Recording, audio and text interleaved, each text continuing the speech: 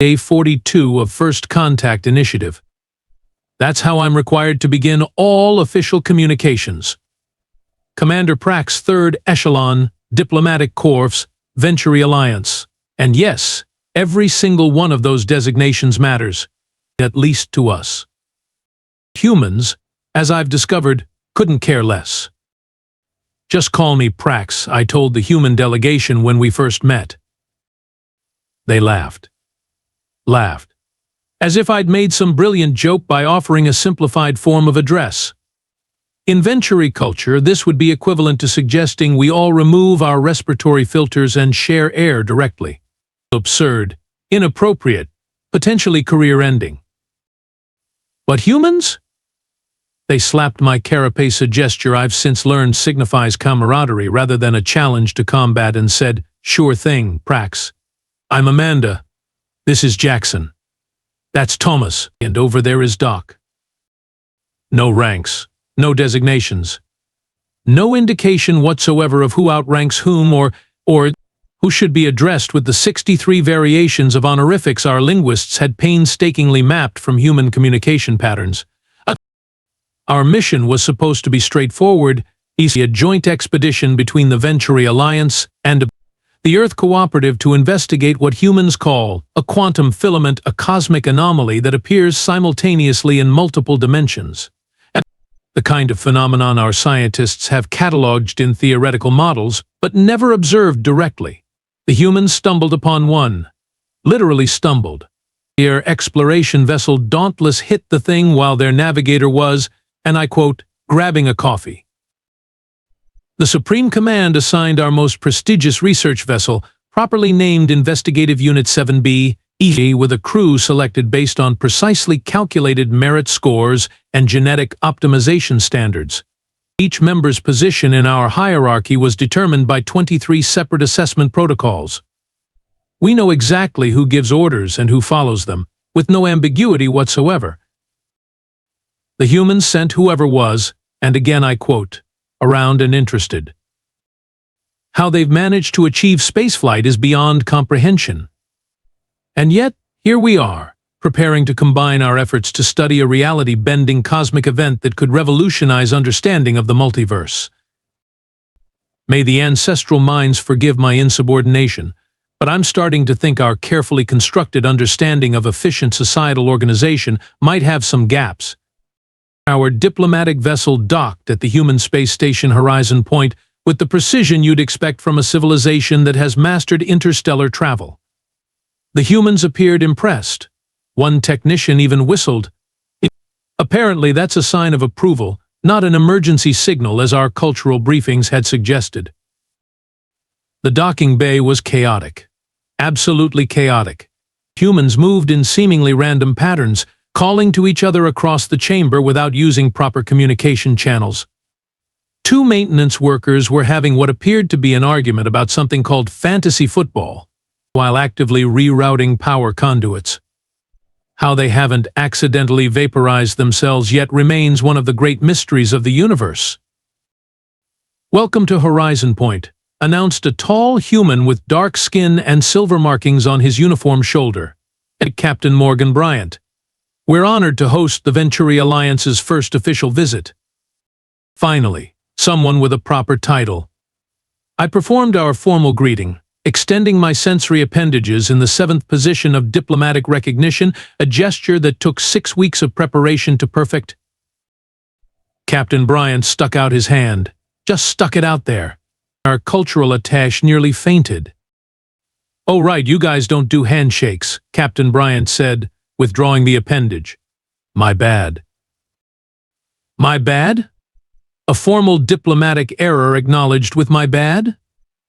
If I had made such a mistake in the presence of a Venturi superior, I would immediately submit myself for 3 cycles of corrective retraining.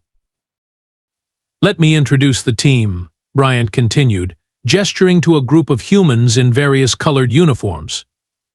"Lieutenant Commander Patricia West, my second in command. Engineering Chief Darnell Jackson. Communications Specialist Naomi Tanaka. And that quiet one in the corner is Doc." The human he indicated was smaller than the others, with pale skin and fur, no hair, pulled back in what I later learned is called a ponytail. Unlike the others, who wore colorful uniforms with various insignia, Doc wore simple dark clothing with no visible rank markers. Dr. Eleanor Frost, the captain added. She doesn't say much, but when she does, well, you'll see. I noticed something peculiar. When introducing the others, the captain maintained casual eye contact, even laughed once. But when mentioning this Doc, his posture straightened slightly, almost imperceptibly. Almost. Lieutenant Commander West finally, a properly designated rank, approached with a data tablet. Captain, the Venturi delegation's quarters are prepared on Level 4, Section C. Environmental adjustments have been made according to their specifications. The captain nodded, then looked at Doc, who hadn't moved from her position against the wall. She gave the slightest of head movements, not even a full nod, and the captain turned back to us. Actually, we've moved you to Level 2. Better radiation shielding. Quieter, too. Wait, what just happened? Did the captain just change plans based on a barely perceptible movement from a human with no visible rank? My confusion must have been evident despite my exoskeletal features, because Captain Bryant smiled. Doc thought you might prefer it. She's got a knack for these things. A knack for overriding command decisions, without speaking. This was going to be a very long mission. The planning session for our joint mission made me question everything I thought I understood about organizational efficiency. Everything. We gathered in what the humans called the war room, though no actual combat was taking place. Our delegation arrived precisely on schedule, arranged in perfect hierarchical formation, myself at the front, followed by sub-commanders all, then our 3 science specialists, and finally our 2 security attaches. The humans wandered in over the course of 23 minutes. Some brought beverages. One was eating something that emitted an odor so powerful our sensory filters automatically adjusted. Captain Bryant arrived last, slid into his chair, and said, "Let's get this show on the road." Yet the show on what road? There were no shows. There were no roads. There was just mission planning, and they were already doing it wrong. Right, began Lieutenant Commander West, activating a holographic display. Here's our proposed approach vector to the quantum filament. Sub-Commander Zoll stepped forward. According to Venturi navigation protocols, approach vectors must be. Old, that thought, interrupted Chief Jackson, the engineering human. Amanda's got a better idea. Amanda? Who was Amanda? I frantically reviewed my mental catalog of the human crew. Amanda Reyes, came a voice from the corner. Dynamics. I think we should consider a spiral approach instead of direct, less risk of distortion effects. This Amanda wore no rank insignia I could identify. She appeared to be drinking something called Mountain Dew from a container featuring an extreme sports figure. And yet, everyone, including Captain Bryant, turned to her as if she had just delivered wisdom from their ancestral deities. "Makes sense to me," said the captain. "West, adjust the approach vector." "What? A subordinate just changed mission parameters without filing a suggestion form, without approval from her direct supervisor, without anything." And the captain agreed, just like that. My exoskeleton nearly cracked from the stress. "Excuse me," I interjected, my translator module struggling to maintain diplomatic frequencies. "In our command structure, suggestions must proceed through proper channels. Who exactly reports to whom here?" The humans exchanged glances. One stifled what appeared to be a laugh. "Well," Captain Bryant began, "technically West is my XO and department heads report to her, and their teams report to them, but nobody really cares as long as we get the job done," finished Chief Jackson.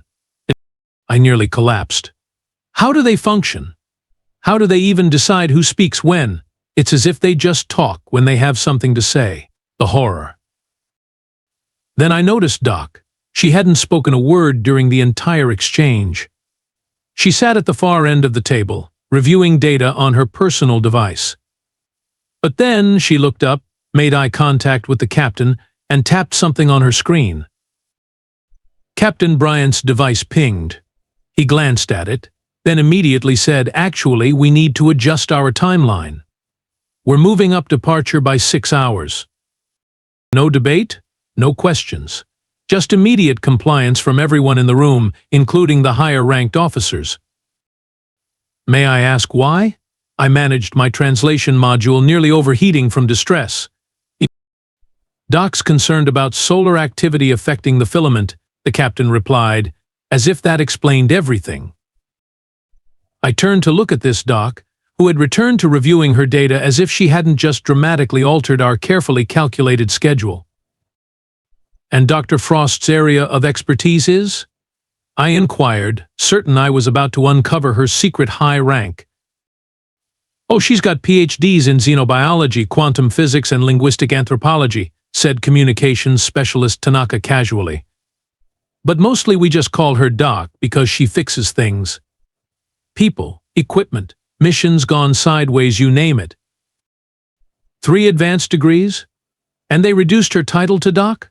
Oh, the disrespect, the inefficiency, the wait. Everyone in the room was already adjusting to the new timeline without complaint. Even the captain was rearranging his schedule. For the first time in my distinguished career, I wondered if just perhaps the Venturi's understanding of command efficiency might benefit from some flexibility. The human vessel Dauntless was impressive, I'll admit that much. Not as aesthetically balanced as our investigative Unit 7B, of course, but functional in that haphazard way humans seem to prefer. Their engineering philosophy appears to be, if it works, don't fix it, just add more duct tape. Duct tape, by the way, is apparently the most revered substance in human culture. They speak of it with something approaching religious reverence. We approached the quantum filament according to the revised Doc schedule.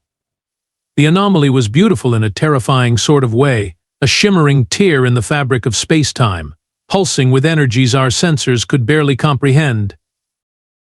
"Readings are stable," reported Science Officer Neil, the top-ranked researcher in our delegation, initiating Standard Observation Protocol Alpha 7. Everything was proceeding according to procedure until, well, it wasn't. The first warning came from one of the human technicians, a junior one at that. Not the chief, not a senior officer, just some human named Thomas with headphone devices dangling around his neck.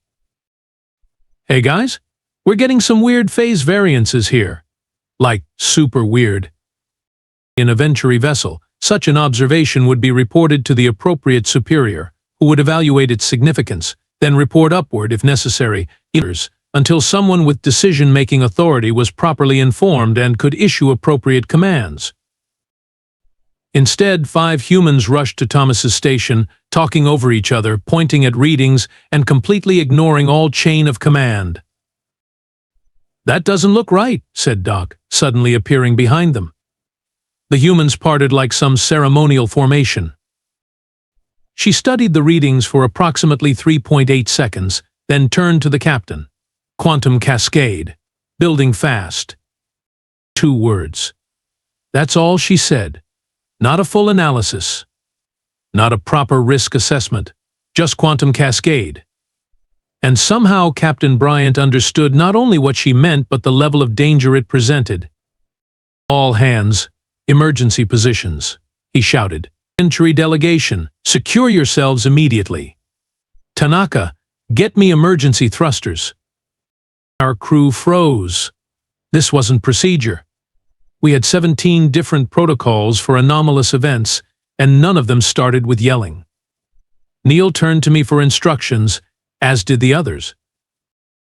"Commander Praxx, request clarification on." And that's when it hit us. The quantum filament underwent what I would later learn the humans called a hiccup. A hiccup. As if a potentially reality-ending quantum event was comparable to a minor respiratory spasm. The ship lurched violently. Our artificial gravity fluctuated. I found myself floating upward, then crashing down as systems struggled to compensate. Emergency lights flashed. Alarms blared in 3 different tones. Status reports. All stations. I commanded, following Venturi Crisis Protocol Section 5, Subsection C, Paragraph 14. No one replied. My crew was scattered across the command deck, each trying to access their stations while dealing with the gravitational chaos. Just grab onto something solid. Chief Jackson yelled at us, as if that constituted proper emergency procedure. The humans, though, they moved through the chaos like they'd trained for it. But perhaps they had. Perhaps their entire existence is one long emergency response drill. Another violent shudder rocked the ship. The support beam near the main console broke free. Captain Bryant spotted it first. "Look out," he shouted, pushing Lieutenant Commander West and one of my science officers out of its path. The beam caught him instead, slamming him against the navigation console. He crumpled to the deck, blood red, so very red seeping from a wound on his head. The captain down. Someone yelled. My mind raced through the Venturi emergency protocols. Section 7, Incapacitation of Allied Commanding Officer. The procedure was clear. Command would transfer to the second highest-ranking officer, Lieutenant Commander West, who would consult with the highest-ranking Allied officer, me, before any decisions were made. Instead, 3 humans rushed to the captain while others continued managing the crisis. West checked his pulse, barked some medical terms I didn't understand, and then returned to her station, leaving the captain in the care of a medical technician. "Who's in command now?" I demanded, my translator struggling to convey the proper mix of authority and concern. West looked at me as if I'd asked what color the vacuum of space was. "We all are. Just do your job." Do my job? Without a clear command structure? My exoskeleton nearly molted from stress on the spot. The ship rocked again. Secondary systems began failing. The quantum readings were off the charts literally as the display screen cracked and went dark. Gravitational shear increasing, shouted Science Officer Neal, finally regaining some composure. Structural integrity compromised in sections 4 through 7. "We're going to break apart," sub-commanders all stated, with the calm resignation of one who has accepted their place in the ancestral memory. "Commander, request permission to send final data burst to Venturi Command." This was it. The end of our mission, our vessel, and quite possibly our lives. All because humans couldn't follow proper protocols. And throughout all this chaos, I noticed Doc, calmly studying her datapad as if we weren't moments from molecular dispersal across multiple quantum realities. The quantum filament expanded, rippling with colors that shouldn't exist in our reality. The ship's hull groaned like a living creature. 3 more systems failed in rapid succession. Lieutenant Commander West was shouting something about containment fields. Chief Jackson was rerouting power while simultaneously cursing in what my translator identified as 4 different human languages. Our Venturi delegation huddled near the auxiliary control panel, awaiting instructions. From anyone. The command structure had dissolved into what I can only describe as controlled panic. "Commander Praxx, what are your orders?" Sub-Commander Zoll asked, his voice modulator crackling with distress. I had no answer. Venturi Protocol offered no guidance for trapped in quantum disaster while Allied Commander is bleeding on the floor and no one seems to be in charge. That's when it happened. Doc stood up. Just stood up. No dramatic announcement. No official transfer of command. She simply rose from her seat, tucked her datapad into her pocket, and cleared her throat. The effect was immediate and baffling. The chaos on the bridge didn't exactly stop, but it recalibrated. Humans who had been shouting now spoke in measured tones. Those running between stations now moved with purpose rather than panic. "The filaments collapsing into a recursion loop," Doc said, her voice surprisingly soft for someone apparently seizing command. "We have approximately 7 minutes before we're caught in temporal backwash. 7 minutes until death," delivered in the tone one might use to comment on mildly inclement weather. Options, she asked, looking around the bridge. We could try to outrun it, suggested West. Engines are at 40%. Not enough, countered Chief Jackson. What about the phase inverters? Asked communications specialist Tanaka, who I was fairly certain had no expertise in propulsion systems whatsoever. Yet no one questioned her input. Doc considered for 2.3 seconds. Not alone. But if we combine them with a tachyon burst from the main deflector, we could disrupt the recursion pattern, finished Science Officer Neal, suddenly participating in this madness. Wait, my science officer was now taking direction from this human with no formal command rank? Had everyone lost their neural functions? Praxx, Doc said, addressing me directly without title or honorific. Your ship has tachyon emitters, yes? The audacity. The breach of protocol. The wait, she was right. We did have tachyon emitters. Yes, but deployment requires authorization from Fleet Command via secured channels, which is impossible in our current situation due to quantum interference, not to mention the 17 safety protocols that would need to be bypassed, and… Can you do it? She interrupted. That's not the point. I would need official authorization from… Your captain is unconscious. I'm asking if you can do it. Could I? Yes, should I? Absolutely not. It violated every protocol, every chain of command principle, every… We have 6 minutes left, Doc added, as if commenting on a slightly delayed meal service. Lieutenant Commander West turned to me. Doc knows what she's talking about, Commander. Always does. Chief Jackson nodded. If Doc says tachyon burst, then we need a tachyon burst. Even more shocking, Sub-Commander Zoll whispered to me, Commander, I believe the human specialist's suggestion has merit. What bizarre influence did this Doc hold over everyone? She had no rank pins, no command codes, no official authority whatsoever. And yet, here was my own second-in-command suggesting we follow her instructions. 5 minutes, Doc noted calmly. Something strange happened to me then. Something I still cannot fully explain to my superiors, though I've tried in 7 separate debriefings. A realization struck me with more force than the quantum shockwave threatening our existence. Protocol wouldn't save us. Hierarchy wouldn't save us.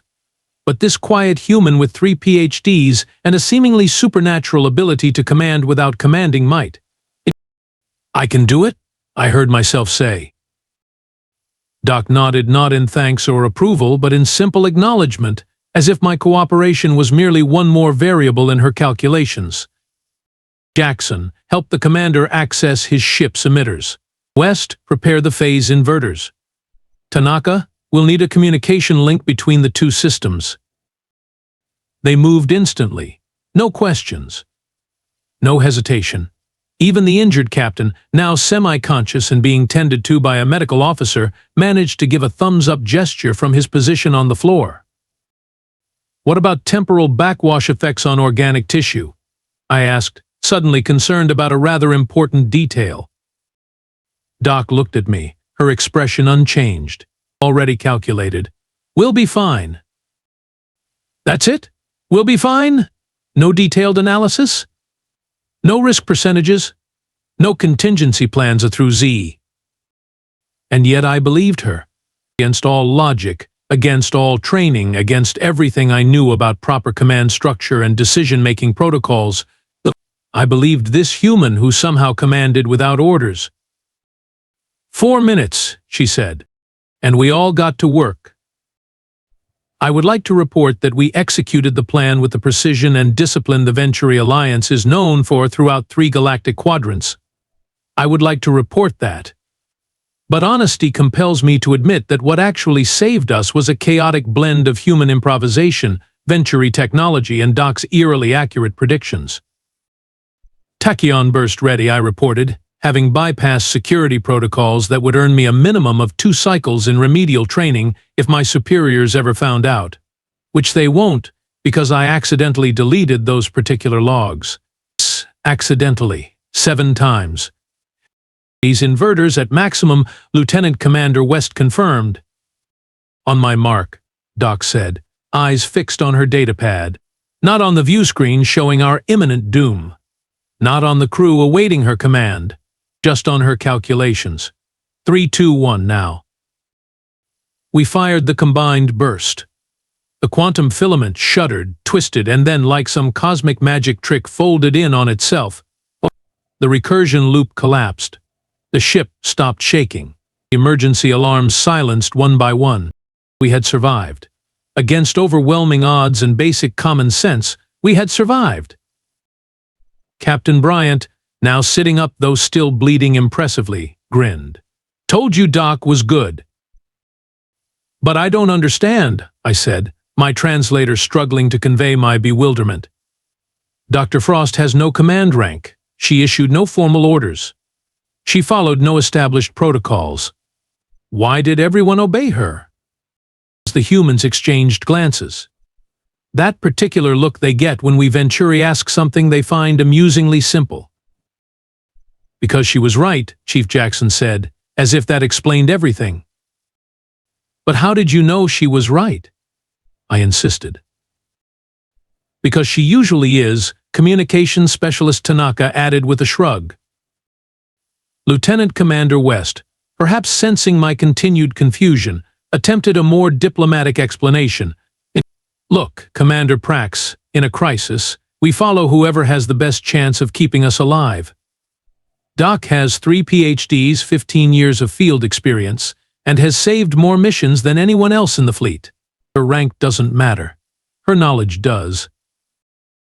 But how do you maintain order without clear hierarchical structures? I asked.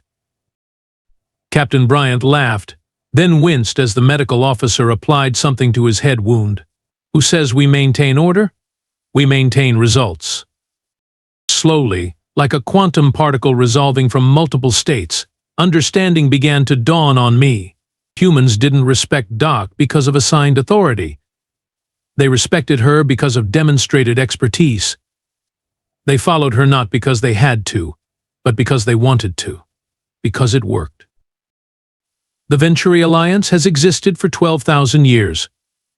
We have perfected the art of societal structure, of hierarchy, of knowing one's exact place in the grand design.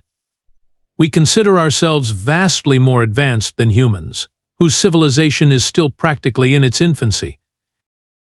Yet somehow these chaotic, protocol-ignoring, rank-confusing creatures had not only survived but thrived. Perhaps, and I include this observation with the gravest reservations, perhaps their flexibility is not a weakness but a strength. Perhaps their willingness to follow the right voice rather than the highest-ranking one gives them an adaptive advantage we Venturi, for all our advancement, lack.